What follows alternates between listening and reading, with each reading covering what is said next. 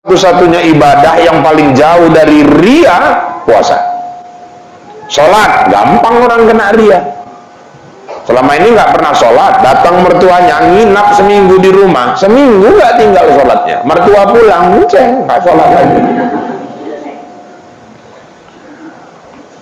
Kenapa? Motivasinya bukan lillahi ta'ala, lil mertua.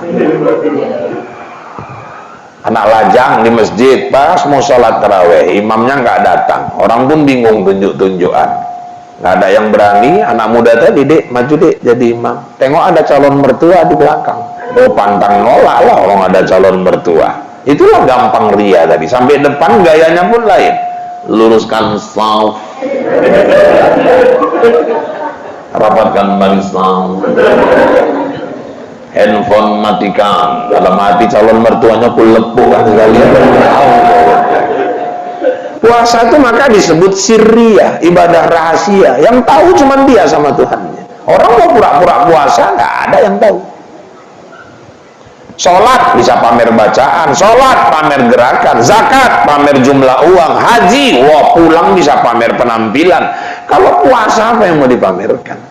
Kata Nabi, bau mulut orang yang berpuasa lebih harum dari minyak kasturi. Pamerkan itu. Gigi kepajak, asal jumpa orang, ya apa maksudnya Pak? Kasturi, lepuk kan orang, apa kasturi? Orang itu sholatnya mantap, kenapa? Bacaannya fasih, gerakannya tumakninah. Zakatnya mantap, kenapa? 30 dibayarnya cepet. Hajinya mantep, kenapa? Pulang haji makin rajin ke masjid, berjubah terus, makin dermawan. Bisa ditengok. Kalau puasa apa mau ditengok? Bawa tuh puasanya mantep, dari mana kau tahu? Bibir kering, anggar bibir kering, asam lambung bibir kering. Orang Sariawan tuh bibirnya kering. Puasanya mantap, kenapa? Sampai melayang-melayang jalannya, bencong pun melayang-melayang jalannya.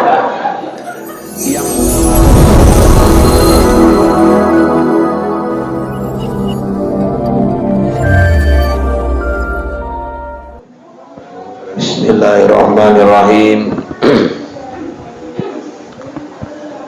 Assalamualaikum warahmatullahi wabarakatuh.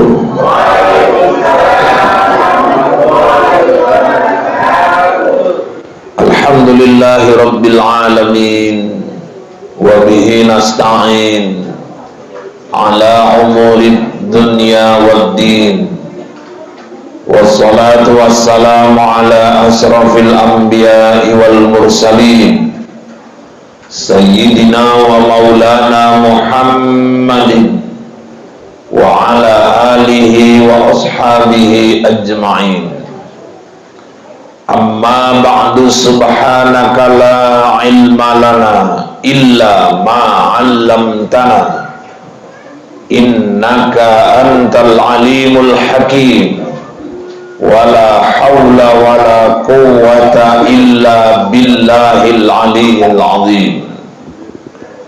Qala Allah ta'ala fil Qur'anil Karim, a'udzu billahi minasy syaithanir rajim, bismillahirrahmanirrahim.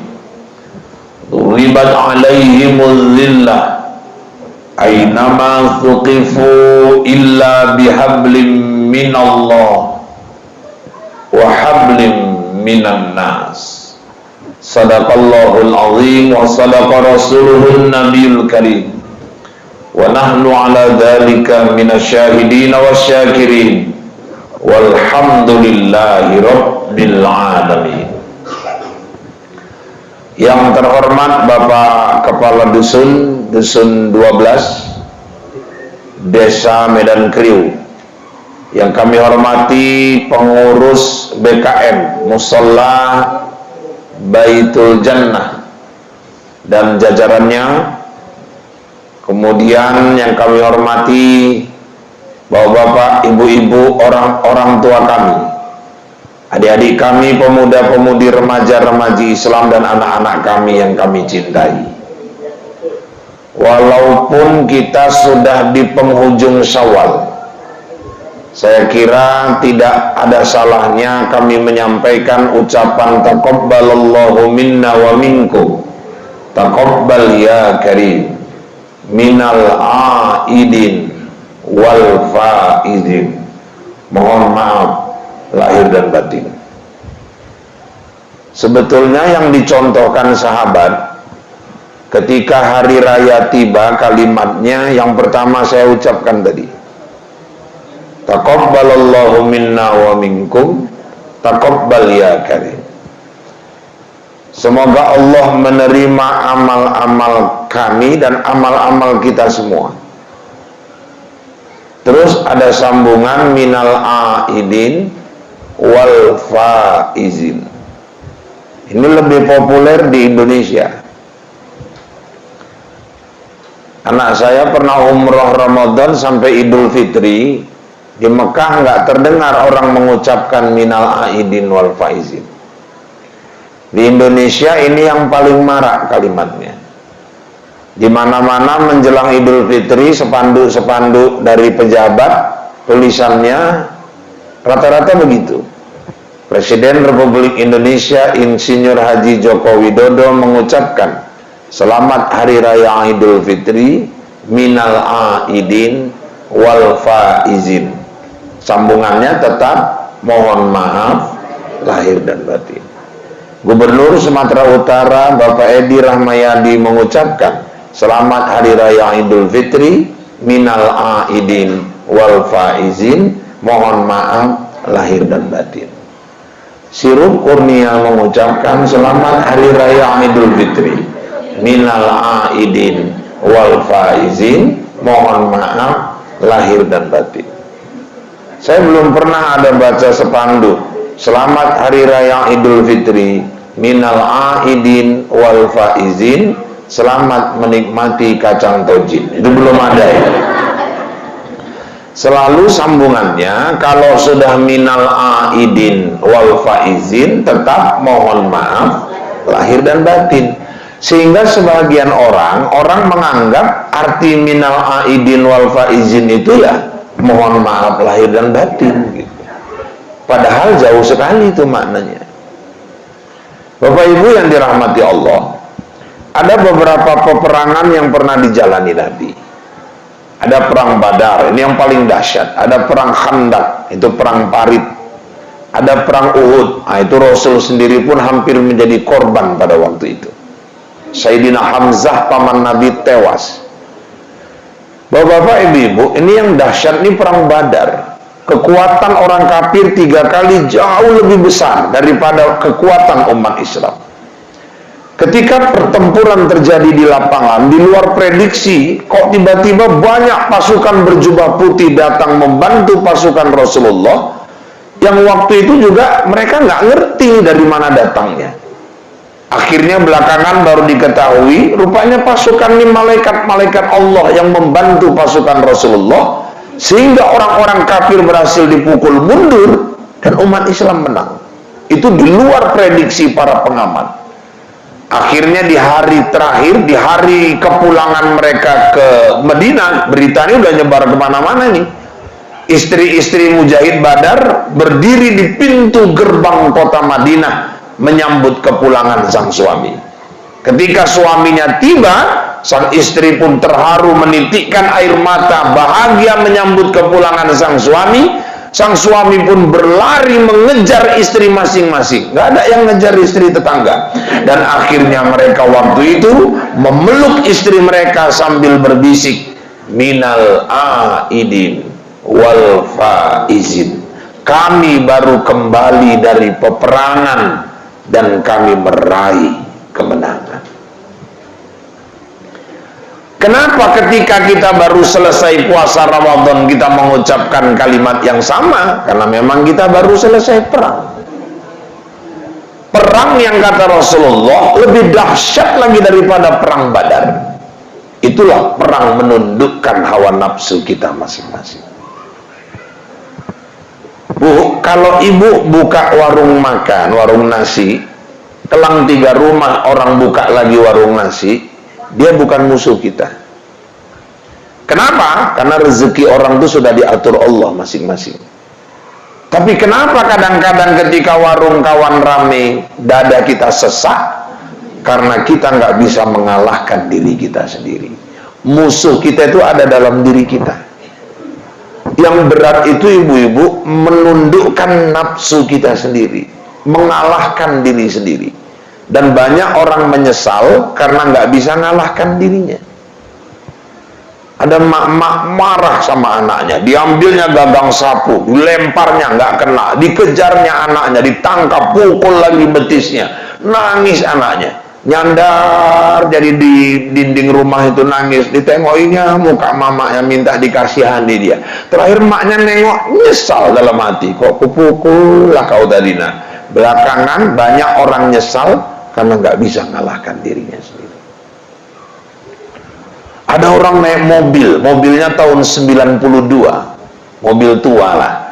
Rupanya jalan di kota, disalip mobil CR-V tahun 2022. Rupanya waktu disalip, tersinggung dia, terkejut dia. Oh, lantam kali kok ya, mentang-mentang mobil kau mewah, dikejarnya mobil tadi 92 ngejar 2022, berasap lah mobil kawan tadi. Tapi karena tersinggung dikejarnya, padahal apalah gunanya, kena enggak, cuman terkejut aja.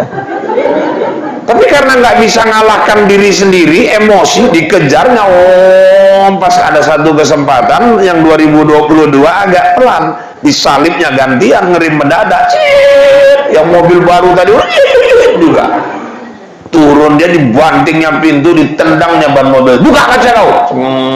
Ada apa Pak? Ada apa Pak? Ada apa Pak? Apa maksud kau tadi nyalip-nyalip di sana? Saya tadi ngelakkan becak Pak, ngelakkan becak, nggak ada otak kau, mentang-mentang mobil kau mobil mewah. Ya saya nggak ada maksud gitu Pak, lantam kali kau. Mobil Bapak kena? Ya nggak kena, tapi kalau jantungku copot bisa aku ganti, kata dia. Pak gini aja Pak, kalau ada masalah yang bisa kita selesaikan baik-baik. Bapak jangan marah-marah, jangan marah-marah, ini jantung berdegup nih gara-gara kau. Pak nanti kita selesaikan saja, saya nggak punya waktu, ini ada kartu nama saya, nanti Bapak datang aja ke kantor saya. Mana kartu nama kau? Anggar kartu nama kau, 3.000 bisa aku cetak kartu nama. Lantam kali kau. Mana kau kerja? Tengoknya Kapolres Medan. Enggak Pak, kita selesaikan. Enggak ada masalah Pak, enggak ada masalah. Misi Pak ya, langsung ditinggal ya. Banyak orang nyesal karena nggak bisa ngalahkan dirinya. Suami istri menjelang Ramadan bertengkar hebat, Masya Allah, maki-makian, semua daftar nama-nama binatang keluar. Aku pun kadang heran kok bisa hafal orang itu nama binatang. Rupanya waktu pernah kerja di kebun binatang. Kadang-kadang ada orang aneh-aneh, jengkel sama istri, anjing nggak ada salah, ngapain anjing dipanggil-panggil. Jengkel sama suami, babi nggak tahu apa-apa, babi dipanggil-panggil. Aku kadang-kadang kasihan nengok anjing sama babi, jadi sasaran. Rupanya emosi, bertengkar, jengkel, ditamparnya pipi istrinya, puak, merah di sini, nangis istrinya, ya Allah bang, tega kali ya kau nampar aku. Emang udah gak mau lagi aku hidup sama kau kalau kayak gini caranya. 17 tahun kita kawin, 24 kali kau nampar ya. Kok apal kau, ku catet ya kau nampar. Udahlah bang, lapor aja lah kita ke pengadilan, selesai aja lah kita. Oh memang itulah yang tunggu-tunggu kita lakinya juga. Lapor ke pengadilan, terakhir diproses. Dia pikir kalau lapor langsung cerai Pak. Hakim itu di pengadilan, supaya ibu tahu, kalau mereka memutuskan jatuh talak, cerai, itu hakimnya gagal. Hakim yang berhasil, kalau ada orang ngelapor, buat laporan mau cerai, berhasil didamaikannya nggak jadi cerai, nah itu hakim yang berhasil. Makanya orang kalau mau proses cerai pasti lama di pengadilan itu, diulur-ulur, diulur-ulur. Bolak-balik dinasihati sama hakim tadi. Terakhir hakimnya pula dipantuni sama dia, Pak Hakim, ikan sepat, ikan gabus, lebih cepat, lebih bagus. Ku tengok Pak Hakim ikan kakap, ikan lele, kebanyakan cakap bertele-tele. Kami dah nggak bisa lagi dipersatukan. Ketok palu, pop, jatuh talak. Pulang ke rumah, dikumpulinya bajunya, anaknya masih kecil-kecil. Anaknya pun datang, mama mau kemana ma? Udah kalian di rumah aja. Itut ma, itut, nggak usah, udah rumah aja. Itulah ma, udah di rumah aja. Mama ke rumah nenek sebentar. Itu kenapa ma? Udah kalian sama ayah kalian aja. Kapan mama pulang? Nanti dapat ayah baru pulang. Ditinggalnya anaknya masih kecil-kecil. Masuk bulan Ramadan, terakhir suaminya masak sendiri sahur. Lagi masak rupanya anaknya yang nomor 2 nangis. Ayah, kakaknya, ya adik nangis ya, masuk ke kamar. Dah terakhir ya adik yang paling kecil beol pula lagi lah, jeboi lagi ya gosong, balik lagi ke dapur kayut. Tahu gini bagus cerainya habis raya. Banyak orang nyesal, kenapa? Karena nggak bisa ngalahkan dirinya sendiri. Yang berat itu mengalahkan nafsu, Bapak Ibu. Makanya kita selama puasa Ramadan, alhamdulillah kita sudah dididik menjadi orang-orang yang bisa menundukkan nafsu kita. Maaf Bu ya, bukan membunuh nafsu, tapi mengalahkan, menundukkan nafsu, mengendalikan nafsu. Nafsu itu nggak boleh dibunuh, karena nafsu itu perangkat kelebihan yang Allah berikan kepada manusia. Itulah yang menjadi kelebihan kita daripada malaikat. Malaikat dia punya ruh, malaikat dia punya akal, tapi malaikat nggak punya jasad, nggak punya nafsu. Binatang jasadnya ada, udah nafsunya ada, tapi dia nggak punya akal. Kita manusia komplit, apa yang nggak ada? Ruh kita ada, jasad kita ada, akal ada, nafsu ada. Makanya manusia kalau dengan akalnya bisa mengendalikan nafsunya, dia lebih mulia daripada malaikat. Tapi kalau nafsunya sudah menguasai akalnya, dia bisa lebih hina daripada binatang. Maka nggak usah heran ada ayah menghamili anak kandung sendiri, ada kakek memperkosa cucu, lebih hina daripada binatang. Ada orang sudah membunuh, itu jenazah dicincang-cincang lagi, dimutilasi. Itu kan perbuatan binatang. Kenapa? Karena akal sudah dikuasai oleh nafsu. Kita kemarin puasa Ramadan dididik betul-betul mengendalikan nafsu, dan pengendalian nafsu dari orang puasa itu luar biasa. Contoh, coba saya mau tunjukkan betapa luar biasanya pengendalian diri orang puasa itu. Jam 6 sore udah duduk kita di dekat meja makan, persiapan berbuka.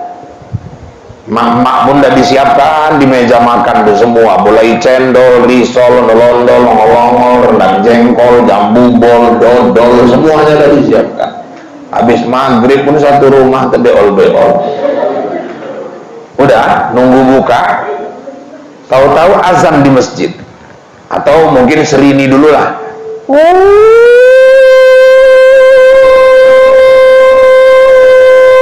Anaknya ngomong, "Ma, ya udah buka ya." Sabar, di TV belum azan. Walaupun di masjid sudah serini, tapi karena di TV belum azan, orang nggak mau buka. Apa itu Ustaz? Pengendalian diri. Sabar dulu.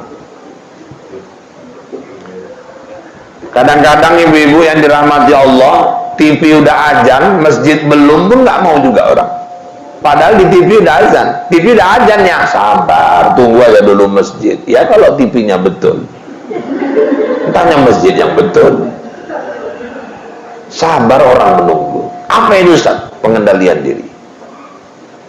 Saya umroh 2016. Bapak Ibu, waktu itu kami umroh Ramadan. Saya kan waktu itu masih tinggal di Langkat. Sekarang kan sudah di Bombay. Apa? Sudah di Binjai ya Bu ya, udah pindah.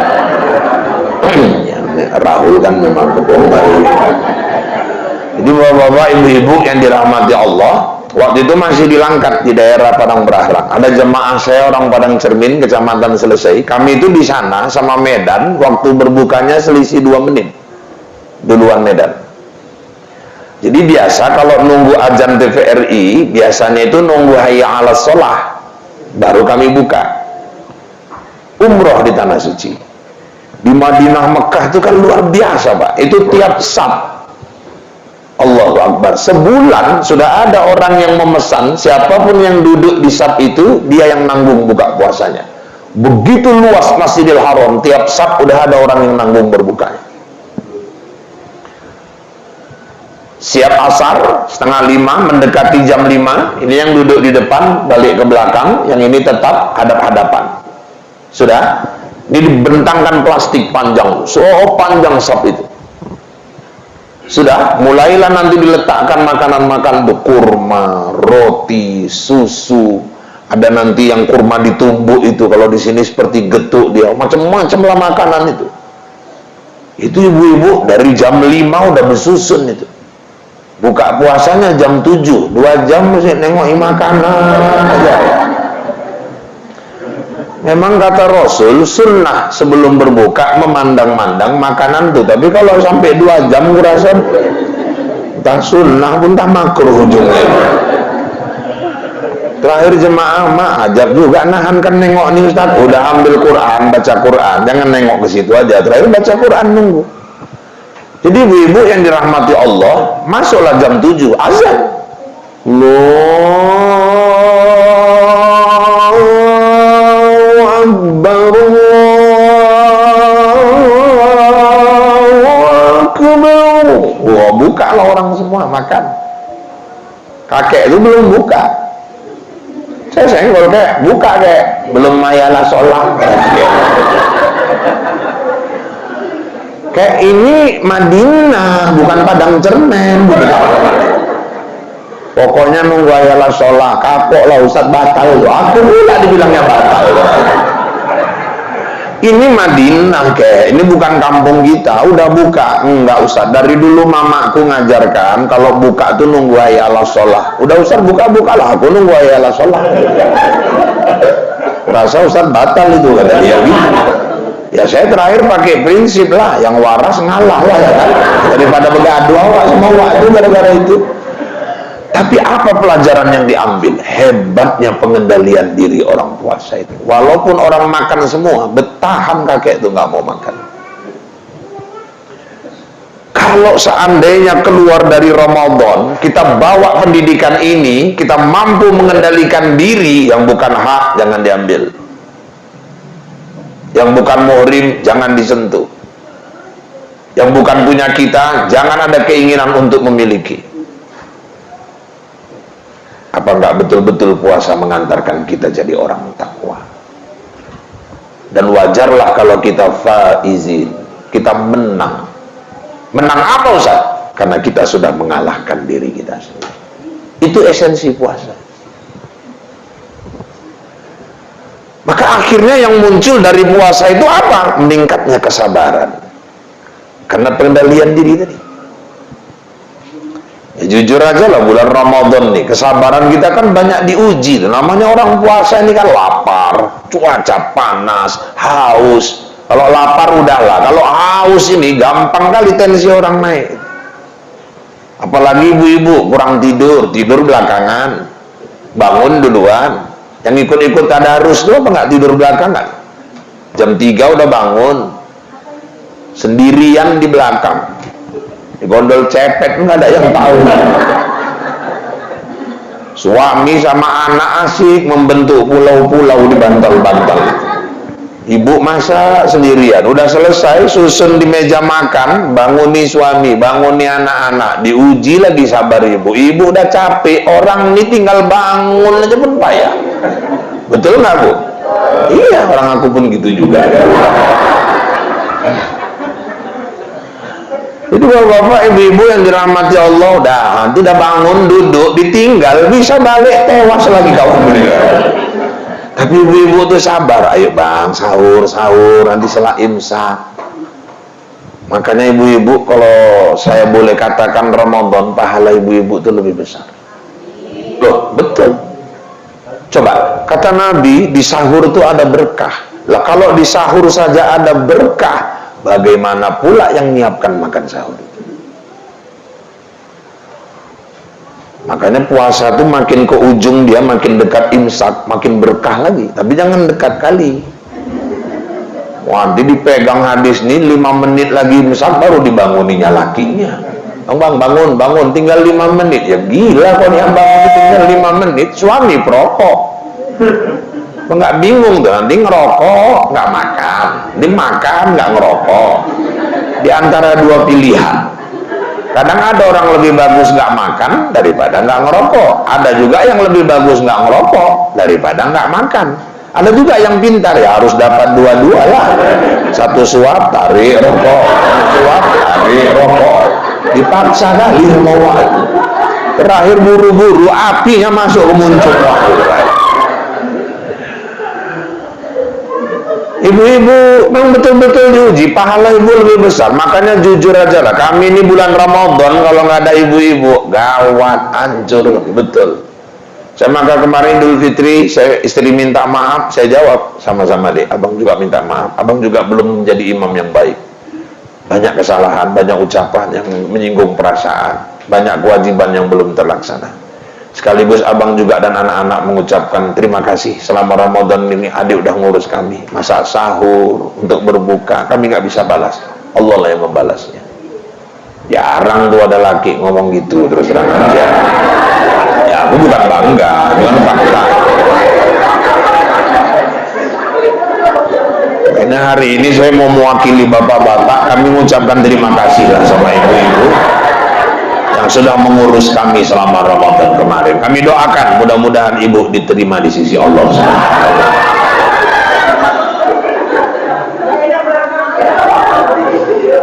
Udah selesai sahur, gigi ibu ke musola, sholat, pulang, piring-piring kotor di rumah ibu yang ngadepi juga, nyuci, bilas, jemuri, nyapu, ngepel, gosok, nggak habis-habis kerjaan mak-mak.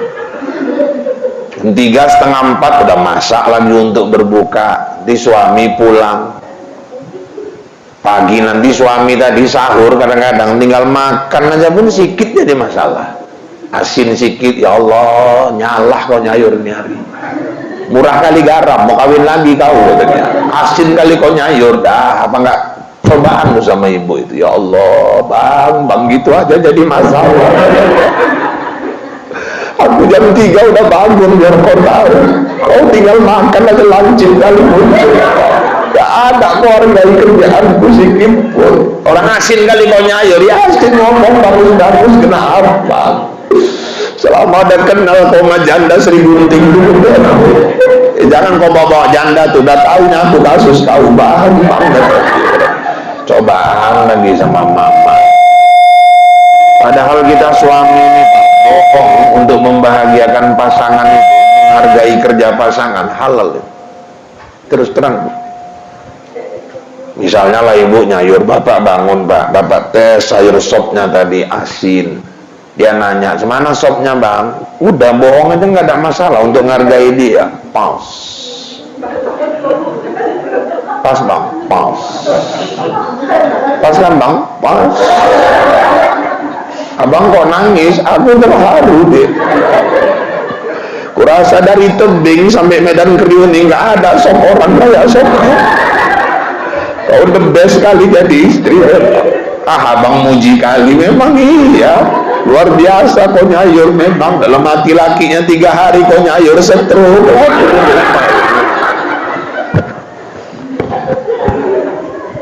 Ujian tuh ada, ya dah sore nanti suaminya pulang kerja, nanya ngapain dek, bikin bukaan bang. Apa bukaannya ri? Biasalah kolak pisang, hancur hidup. Naik lagi emosi. Apa maksud kau hancur? Kau jangan cari masalah lagi kau ya. Tadi pagi stop jadi masalah, di kolak pisang lagi. Hancur apa? Muncul kolak hancur kata dia. 23 hari puasa, tiap hari kolak pisang. Lama-lama kayak kampret. Ujian lagi ya, orang memang pisangnya nggak beli. Aku kalau ada duitnya masa Kentucky pun bisa. Kau cari masalah aja. Tapi nanti anak ingatkan, mak puasa. Udah menggelegak emosi, panas dengar puasa, bisa reda lagi marahnya. Hebat puasa ini memang. Dengar kata puasa saja orang yang mau ngamuk bisa nggak jadi ngamuk. Jadi kalau betul-betul orang melaksanakan puasa itu, selesai puasa, sabarnya meningkat, pengendalian dirinya hebat. Itulah yang la'allakum tattaqun. Itulah yang puasa mengantarkan kita jadi orang takwa. Coba, puasa kemarin mendidik kita apa lagi? Menjadi orang ikhlas. Karena satu-satunya ibadah yang paling jauh dari ria, puasa. Sholat, gampang orang kena ria. Selama ini nggak pernah sholat, datang mertuanya, nginap seminggu di rumah, seminggu nggak tinggal sholatnya. Mertua pulang, munceng, nggak sholat lagi. Kenapa? Motivasinya bukan lillahi ta'ala, lil mertua. Anak lajang di masjid, pas mau sholat taraweh, imamnya nggak datang, orang pun bingung tunjuk-tunjukan. Nggak ada yang berani. Anak muda tadi, dek maju dek jadi imam, tengok ada calon mertua di belakang, oh pantang nolak lah orang ada calon mertua. Itulah gampang ria tadi. Sampai depan gayanya pun lain, luruskan shaf, rapatkan barisan, handphone matikan. Dalam hati calon mertuanya pun lepuk kan sekalian. Gampang orang kena ria. Zakat juga gampang ria orang.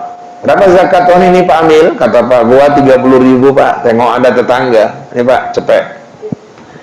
Balik 70 ya Pak. Udah untuk orang miskin sekali-sekali, nggak ada masalah. Kenapa? Ada jiran di sebelah. Gampang orang kena ria. Haji lagi paling gampang kena ria. Yang ngantar orang sekampung. Bolak-balik marhaban dilepas.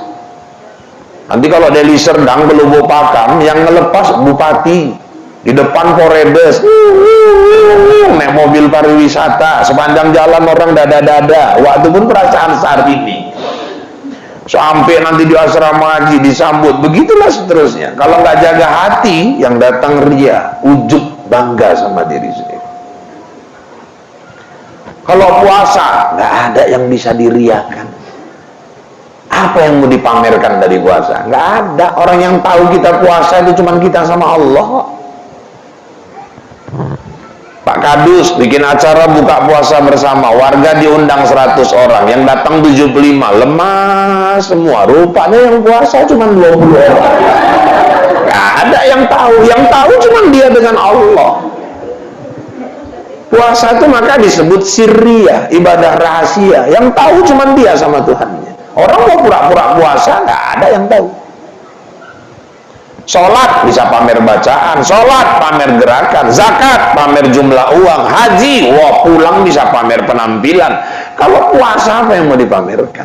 Kata Nabi, bau mulut orang yang berpuasa lebih harum dari minyak kasturi. Pamerkan deh itu. Gigi kepajak, asal jumpa orang, ya apa maksudnya Pak? Kasturi, lepukkan orang apa kasturi? Orang itu sholatnya mantap, kenapa? Bacaannya fasih, gerakannya tumakninah. Zakatnya mantap, kenapa? 30 dibayarnya cepet.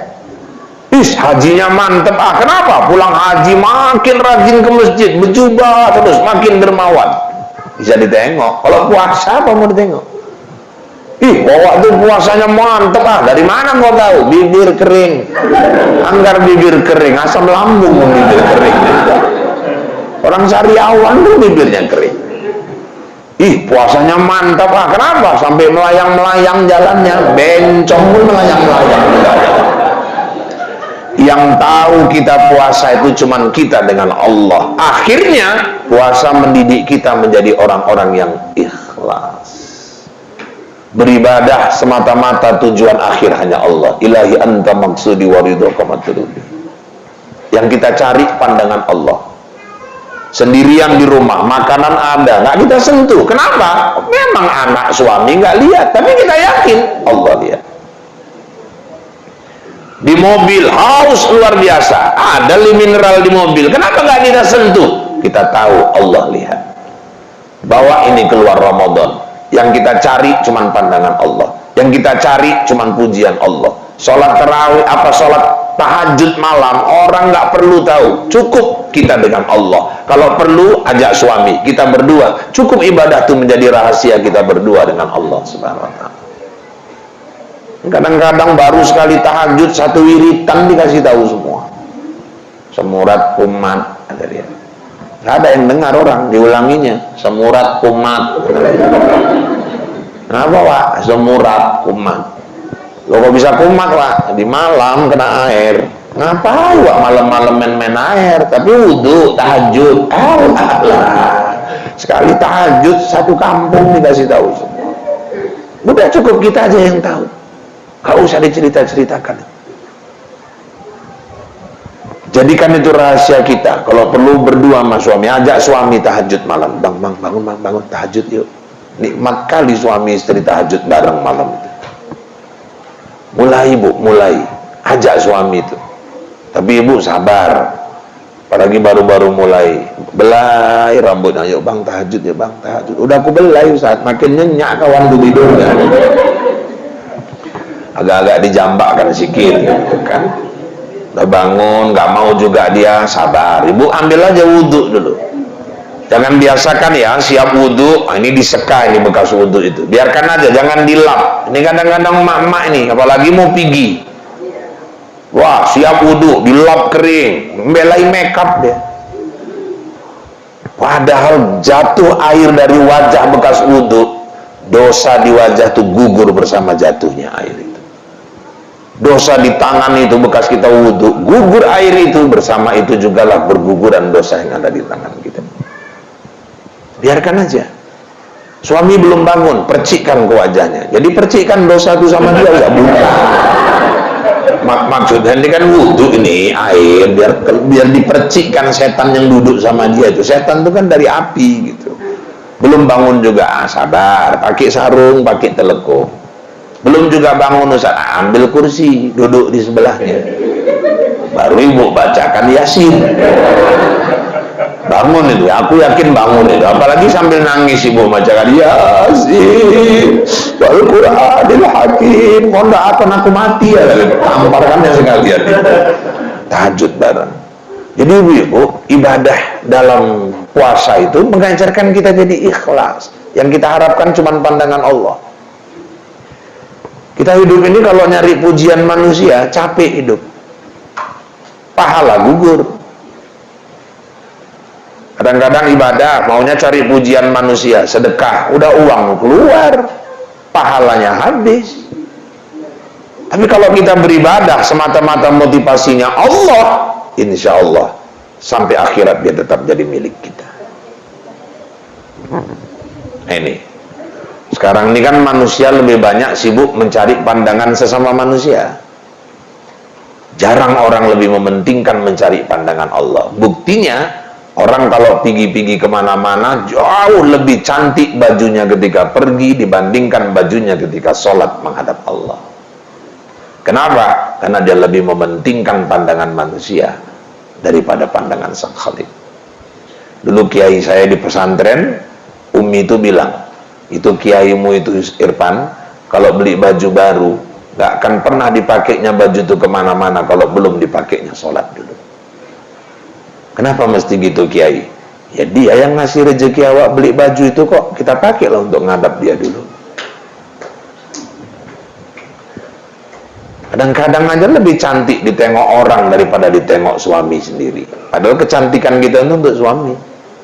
Mau undangan bisa 45 menit gak siap-siap tuh persiapannya itu. Baju 3 kali tukar. Nanti minta pendapat suami, cantik biru apa merah, kata lakinya merah, itulah pauknya kau katanya. Ini biru ini lebih mahal, ini modelnya, kainnya, bahannya lain, ini payet-payetnya selisihnya 300. Itulah kau nggak tahu model, apa nggak emosi lakinya, lontong dia muncul kau. Kau tadi nanya aku cantik merah atau biru. Kalau kau tanya aku suka yang merah. Kau mau pakai biru terserah. Masuk ke kamar, sekali keluar kuning baju kawan tadi. Untuk apa lah bergaduh masalah merah sama biru tadi. Kayaknya kalau mau ditengok orang kok persiapannya luar biasa kali gitu. Perasaan kalau mau ditengok suaminya nggak gitu-gitu kali itu. Ini 3 lapis bedak. Merah, biru, macam kejedut yang listrik buat.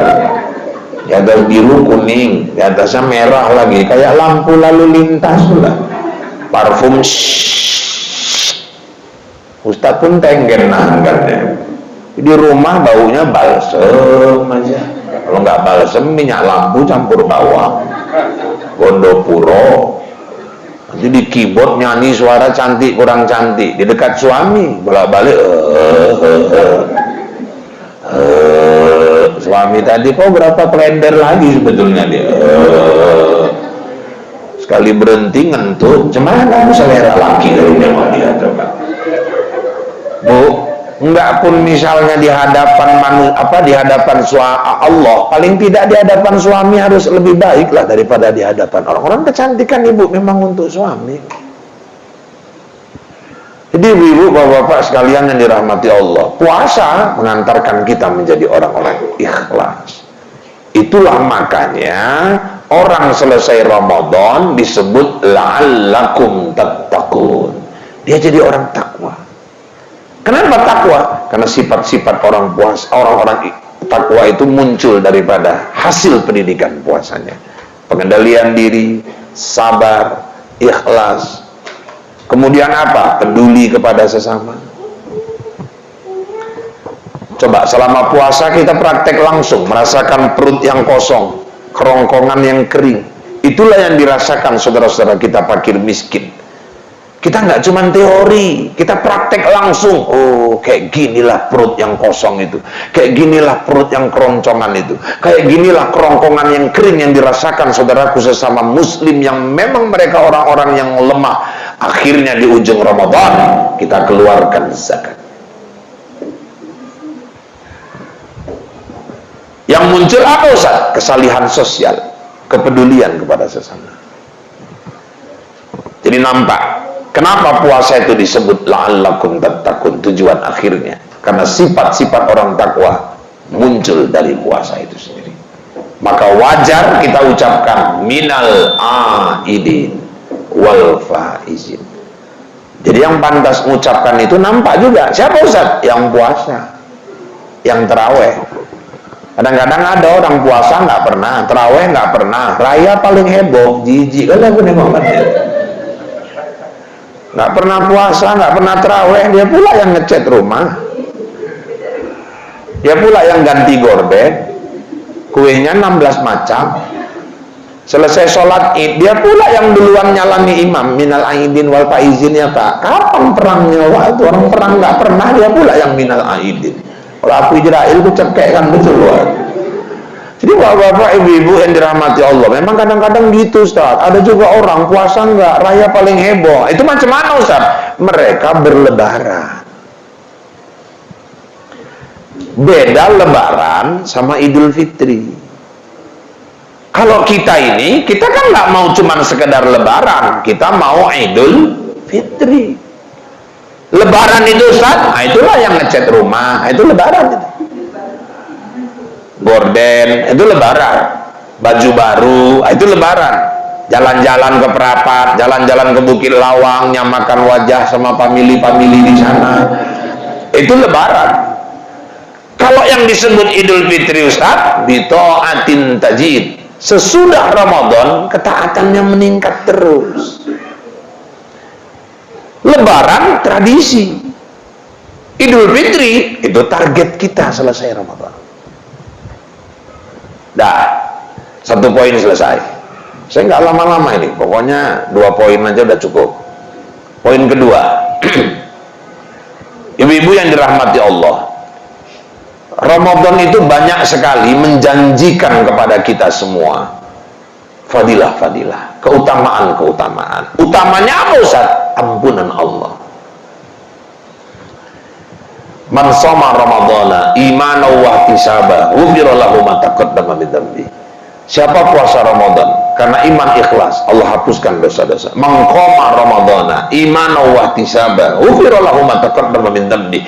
Siapa mendirikan salat malam Ramadan karena iman dan ikhlas, Allah hapuskan dosa-dosa yang telah lalu. Tapi permasalahannya ada juga hadis Rasulullah, rawahu anfu abdin dakhala alaihi Ramadan falam yughfarlah. Ada juga merugilah orang-orang yang masuk Ramadan tapi selesai Ramadan dia nggak dapat ampunan dari Allah. Padahal target Ramadan salah satu yang dikejar orang-orang beriman ampunannya. Tapi dia masuk Ramadan, selesai Ramadan dia nggak dapat ampunan. Padahal puasa, padahal dia tarawih tiap malam, padahal dia tadarus, tapi dia nggak dapat ampunan. Siapa itu, Ustaz? Orang-orang yang Ramadan berlalu masih ada hubungan silaturahminya yang masih terputus dengan orang lain. Sama saudara kandung masih nggak cakepan gara-gara batas tanah warisan. Sama ipar masih nggak cakapan karena iri-irian. Sama jiran tetangga masih nggak bercakapan gara-gara kasusnya masalah ayam. Ayam tetangganya masuk ke rumah dia, masuk ke ruang tamu, naik ke kursi, ayam tuh nengok-nengok foto gini. Rupanya beol di kursi tadi. Yang punya rumah tersinggung di serampangnya, pincang ayam tadi, oh tersinggung kawan tadi. Waduh, jambak-jambaan, 12 rambutnya lepas. 2 tahun nggak cakapan. Padahal ayam tadi dijual pun paling laku 70.000. Gara-gara 70.000, 2 tahun nggak cakapan sama tetangga. 2 tahun juga dia beribadah, pahalanya gantung antara langit dan bumi, nggak sampai kepada Allah. Malah yang lebih parah, ada orang sampai hari raya belum cakapan sama mak kandungnya. Oh, itu secelaka-celaka anak. Ada orang curhat masih. Cemana lah adikku tuh ya Ustaz. Kenapa? Dari bulan 1 nggak berteguran sama makku. Ini raya udah hampir separuh, udah hampir 15 hari. Belum juga dia datang ke rumah mamaku. Anak paling celaka adikmu itu. Seandainya pun memang emaknya yang salah, nggak boleh dia dendam sama emaknya. Kesalahan emaknya bila dibandingkan perjuangan emaknya melahirkan dia, nggak ada apa-apanya itu. Ingat, nggak ada kita hebat kalau nggak karena orang tua. Siapa yang hebat kalau nggak ada orang tua? Kalau nggak karena orang tuanya. Oh, aku sekolah nyari uang sendiri, Ustaz. Kuliah aku narik becak di Medan tuh. S1, S2, nggak ada orang tua aku bantu aku biaya kuliah. Seandainya orang tuamu pun nggak membantumu biaya kuliah, kalau nggak karena doa emakmu, belum tentu kau lulus kuliah. Minimal doa. Hati-hati.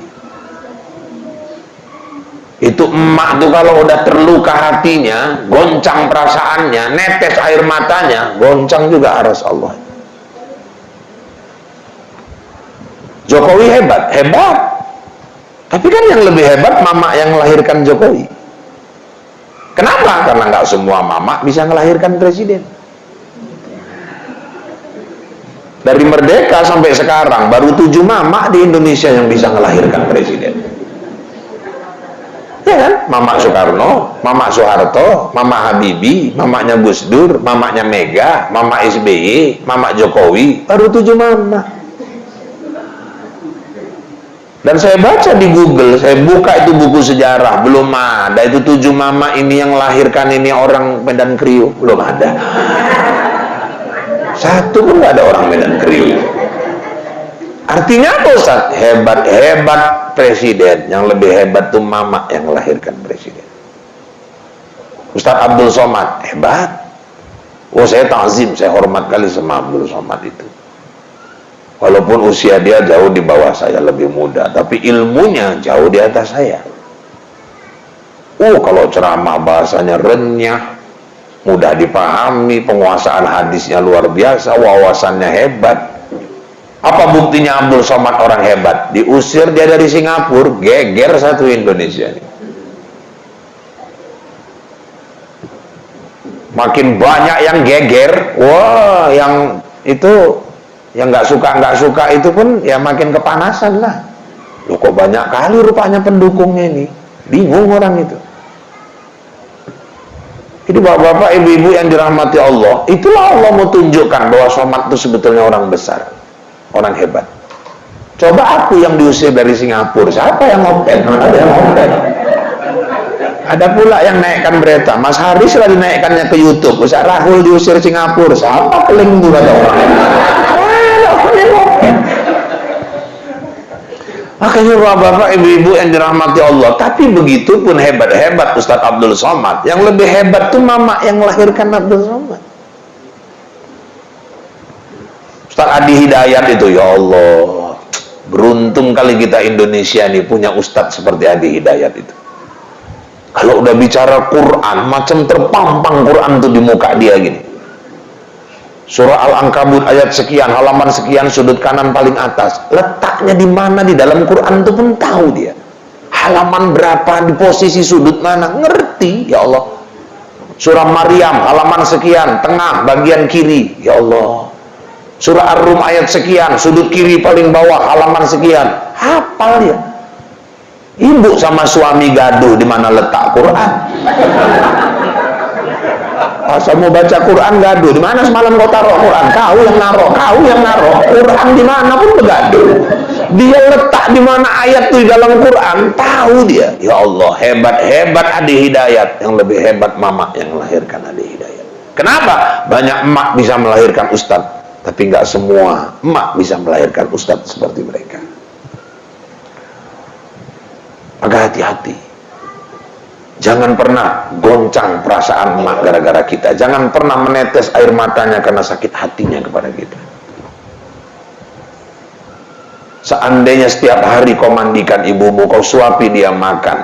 Seandainya tiap hari kau gantikan pakaiannya, kau istinjakan dia buang air kecil, kau gendong emakmu 7 kali pulang pergi Mekah Madinah untuk membahagiakannya. Kata Nabi, separuh air susunya pun belum mampu kau membalas. Hati-hati. Emak itu kan paling tulus nyayangi anaknya itu. Yang melahirkan emak, yang menjaga tiap malam emak. Anak sakit yang menetes air mata doakan anaknya di malam hari emak. Ayahnya ngamuk mau nampar anaknya yang maju jadi pembela emak. Yang makan belakangan yang ngabisi sisa bekas makan anaknya emak. Yang nyekolahkan anaknya, yang nyiapkan anak mau pergi sekolah emak. Yang membiayai ayah. Nanti anak kuliah yang mengurus ayah emak. Nyarikan kerja ayah emak juga. Udah nikah sukses anaknya, beli mobil yang running istrinya, anaknya. Jaranglah ada kejadian orang beli mobil baru, anak mamanya mau naik, nggak boleh ada yang naik, nenek dulu yang naik. Nggak ada itu. Tapi enggak, emaknya dari jauh tetap berkata, senyum dia sambil ngomong, nggak apa-apa nak, aku bahagia nengok kau bahagia. Itulah seorang ibu itu. Makanya celaka anak kalau sampai dia nggak berteguran dengan emaknya sendiri. Mertua Ustaz sama, kedudukan mertua itu sama orang tua kandung sama, jangan dibeda-bedakan. Setelah suami ibu ijab kabul sama orang tua ibu, udah. Sejak saat itu suami ibu jabatan tangan sama emak ibu nggak batal wudhu.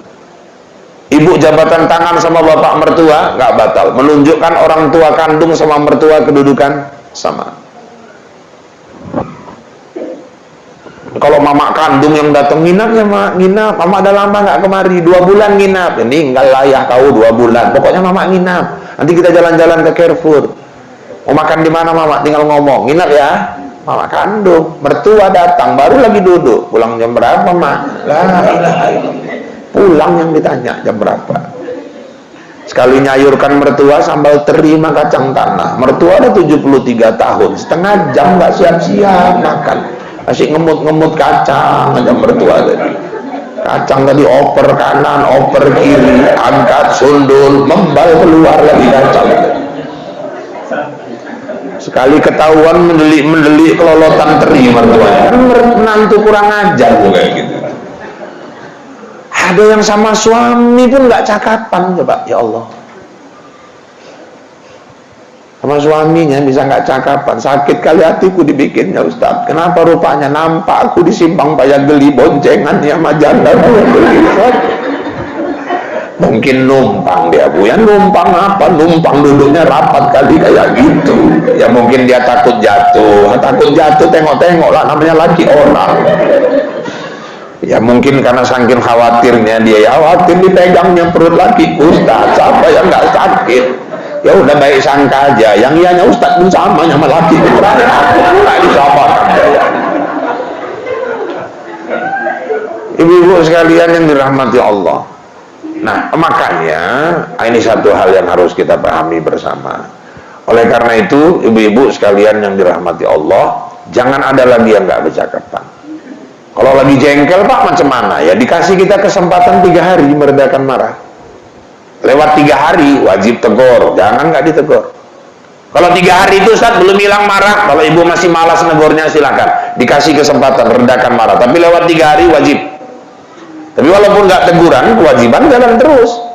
Jangan nggak dicucikan baju suami, berdosa ibu. Jangan terus nggak dimasakkan, tetap berdosa. Walaupun nganterkan minum dari tapi tetap harus dibikinkan gitu. Kadang kalau udah nggak cakapan sama gilanya dua-dua. Lakinya pulang, Assalamualaikum. Nah ada Assalamualaikum. Dan bininya pun gila, lam lah. Assalamualaikum itu lam. Biasa pulang minum kopi, mau minta ngomong lagi nggak cakapan, mau WA paket habis. Lain main sindir lah, kopi. Ibu sejengkel apapun, ibu bikinkan itu. Berdosa kalau nggak dibikinkan. Jijik kan aku nengokkan muka. Malam kau gaduh ini, hari kopi. Kalau nggak karena ceramah Rahul udah malam kan.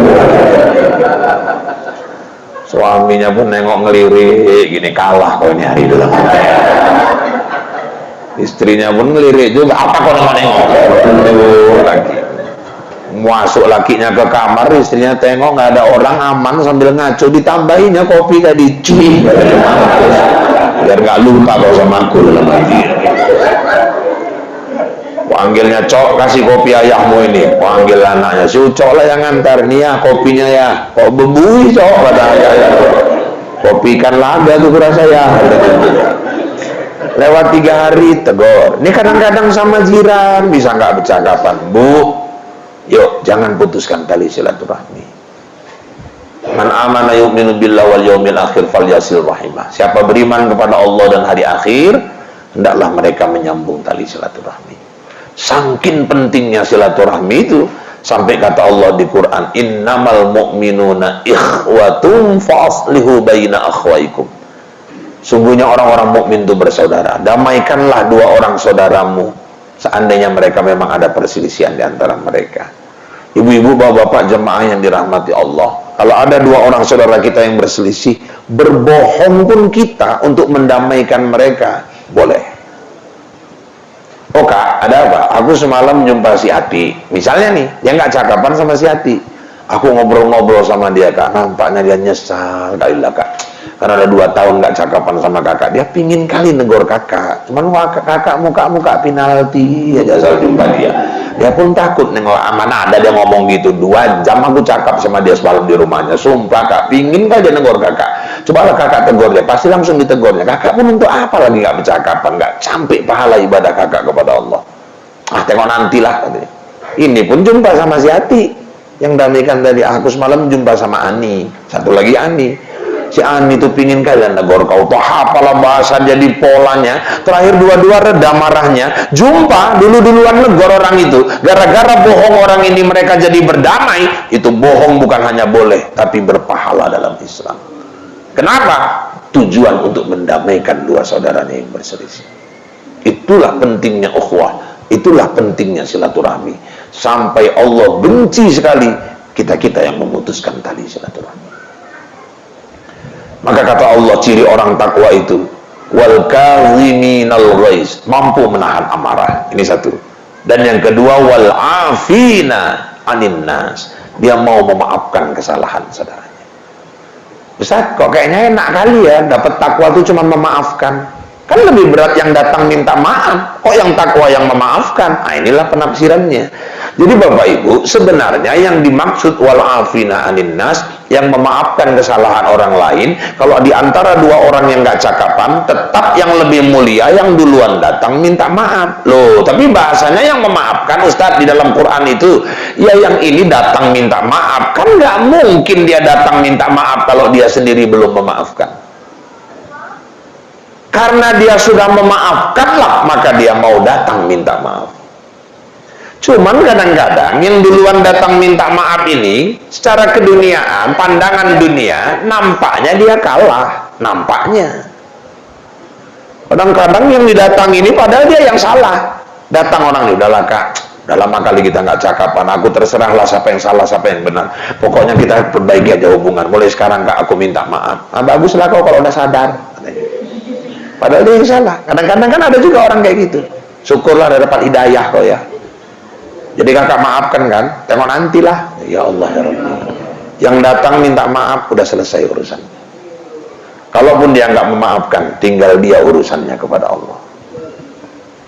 Bu, nampaknya menang dia. Tengok dia tuh, datang dia ke rumah, udah minta maaf dia sama aku. Mungkin di mata orang kita kalah, tapi ibu pemenang di sisi Allah Subhanahu wa ta'ala.